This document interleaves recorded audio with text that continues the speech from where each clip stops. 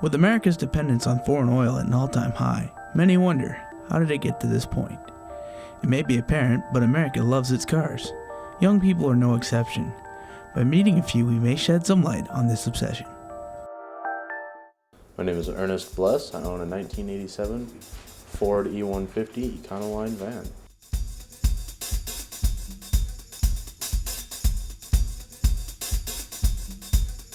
Well, my name is Robin Favolka, and I drive a Ford Probe GT.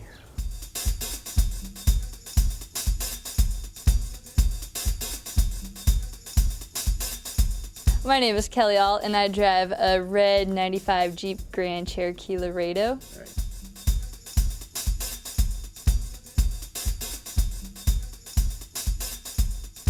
My name's Adam Maines, and I drive a 75 83 Chevrolet GMC.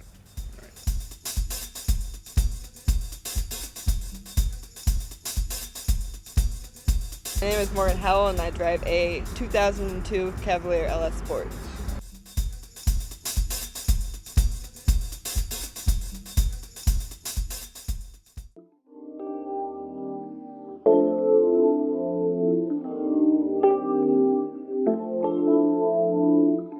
So they own their own vehicles, but what are they used for?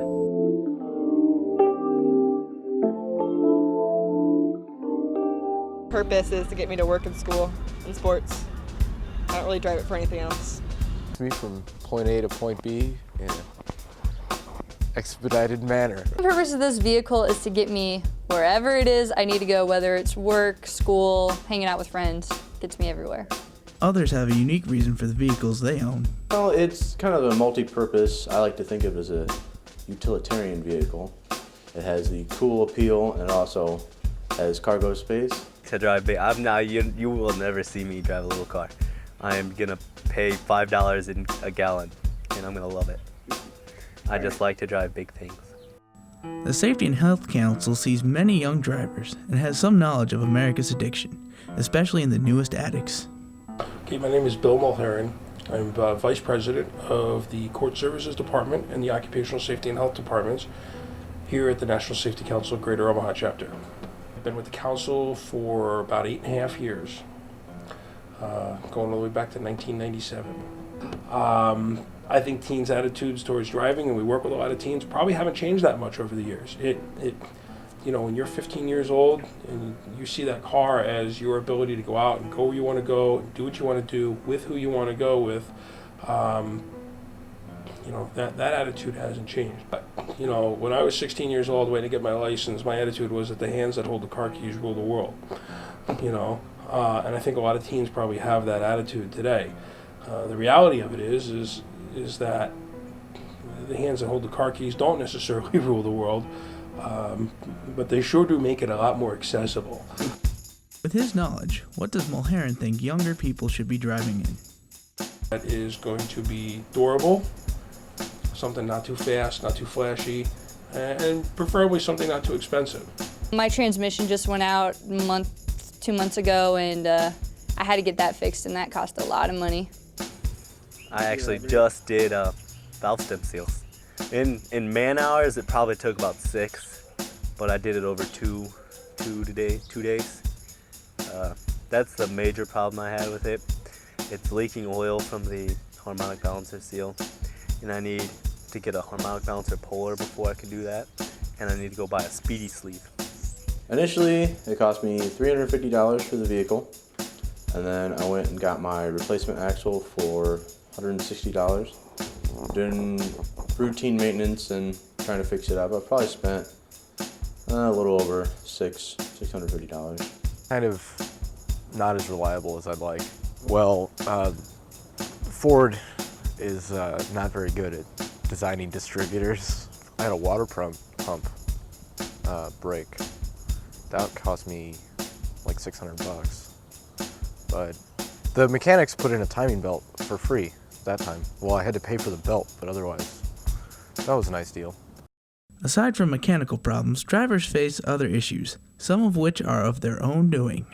Realistically, most teens are involved in some sort of fender bender in their first year of driving, and a lot of teens are involved in worse than that. We were driving around, saw these train tracks. We're like, oh, I wonder what's down there. So I decided we were gonna drive down there. That's a big van, it can handle it. So we were driving along. I figured, okay, I'll do halfway on the train tracks, halfway on the hill, so I don't flip over. Vans are top heavy. Definitely got high centered on the railroad tracks. Tried getting unstuck, lit a couple sticks on fire, roasting the tires. Ultimately, we had to call a buddy with a Jeep to pull us out. Cops were there, big mess. Well, I ran over a ditch and the rocker panel kind of fell off. Other than my tires freaking out and my whole car shaking and having to pull off in rush hour traffic and almost getting killed, scary experience. I rear-ended a guy at like 3 miles an hour because I was looking at this 1970 Pontiac GTO that pulled up next to me, and I wasn't paying attention to where the guy in front of me was, and I pulled up a little bit, and he was up in the little bit that I pulled up into. Kind of scratched the paint on the bumper, but otherwise, it's all right. It was when I first started driving, you know. I'm guessing I didn't torque the lugs down enough, and I was driving up, what street is it? State Street, taking a right turn where the Mormon Trail Center is. My tire went bouncing off and it actually hit the Mormon Trail Center sign, and I dropped and was grinding on the drum. I was pretty infuriated. Do the rest of the drivers have to worry about the numbers of young drivers on the road? How many of them are young drivers? Teens make up a little bit less than 10% of the drivers on the road at any given time. Yet even with that relatively low percentage, it still leaves millions of cars that have young drivers. More to the point though, do they see the massive number of all cars as a problem? To an extent. I mean, there are a lot of vehicles in the United States, and it becomes crowded, the smog, greenhouse effect, all that other stuff. But when it comes down to it, you know, people are going to get what they want. And, you know, if you want a vehicle, get a vehicle. If not, ride a bike. Well, I know personally, I want to have a car no matter like if it's a problem pollution-wise or whatever. I think that new cars that save on pollution, save on gas mileage and stuff, or they run on air or water or something, they should be invented. I think it's a serious problem. I think we need more metro transit. I think that if it weren't for the fact that I live in Omaha, Nebraska, I probably wouldn't have a car. All that urban sprawl gets annoying. You have to drive places.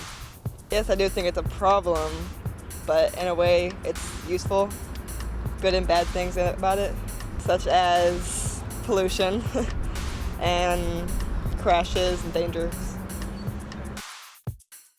So far, it's fairly obvious that they enjoy having their vehicles. What do other people think of it? Are they a small group of outcasts shunned by their peers because of the stigma of owning a vehicle? Or am I just getting dramatic? I definitely like how fast it accelerates. Brent gives me crap about it because it's front-wheel drive, but he doesn't own his car. My friends say they like my car. My friends all like my car. I think it kind of scares them with the condition it's in right now, but they love my car and they love that I have a car because a lot of my friends don't drive. They do. They all wish, they're like, man, I want that truck. It is the molester van. You know, people love that. But, you know, why do you got a van, Ernie? I don't know, I just thought they were neat. You know, it's big, it's obnoxious. It's right for me. So it would seem that this generation is set on the ideals of the previous one. But what about the next generation? What will they be driving? Whatever it is, it'll probably be a big, relatively slow four-door sedan. And, you know, simply because I want them to be in something that's going to be safe, that's going to provide them with some protection if they're in an accident, and not be too hot, and not be too fast, and not be too flashy. At least while they learn. You know, when they've been driving for a couple of years and turn 18 and want to spend all their money on something cool, hey, be my guest. Oh yeah. Their parents should all buy them muscle cars or big trucks.